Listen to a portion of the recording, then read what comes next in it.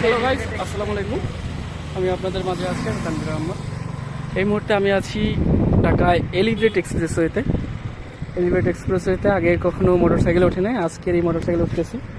কারণ আজকের দেশের সকল ট্রাফিক বলেন, সকল প্রকার আইন বলেন, কোনো আইনই এখন কাজে চলতেছে না। কারণ এই যে দেখতেছেন, বাংলাদেশ স্বাধীন হয়েছে, বাংলাদেশ স্বাধীনের পতাকা উড়িয়ে উড়িয়ে তারা যাচ্ছে মোটরসাইকেলে চড়ে।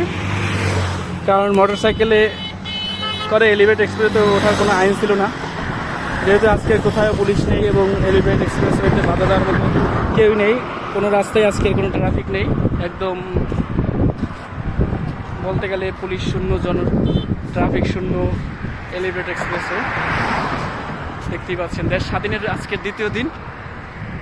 যদিও দেশ স্বাধীন হয়েছিল 1971 সালে, তবে কালকের আমরা সেই স্বাধীনতার প্রকৃত যে স্বাধীনতা, সেই স্বাধীনতার প্রকৃত স্বাধীনতা কালকেরই হয়েছে। কালকের দেশ থেকে আমাদের আগের যে সাবেক প্রধানমন্ত্রী ছিল, তিনি দেশ ত্যাগ করে দেশ ত্যাগ করেছেন।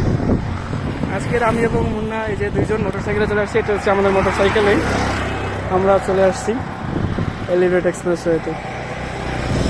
বর্তমানে আছি আমরা মহাখালীতে। মহাখালী এই যে দেখতে পাচ্ছেন, এখানে মহাখালীতে আমরা মহাখালী এখানেই আছি।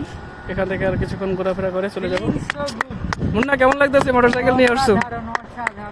এর আগে তো হয়তো প্রাইভেট কার নিয়ে আসছো, কিন্তু আমিও প্রাইভেট কার নিয়ে একবার উঠছিলাম এলিভেট এক্সপ্রেসওয়েতে মোটরসাইকেল নিয়ে। সো বন্ধুরা, ভিডিওটি এ পর্যন্তই।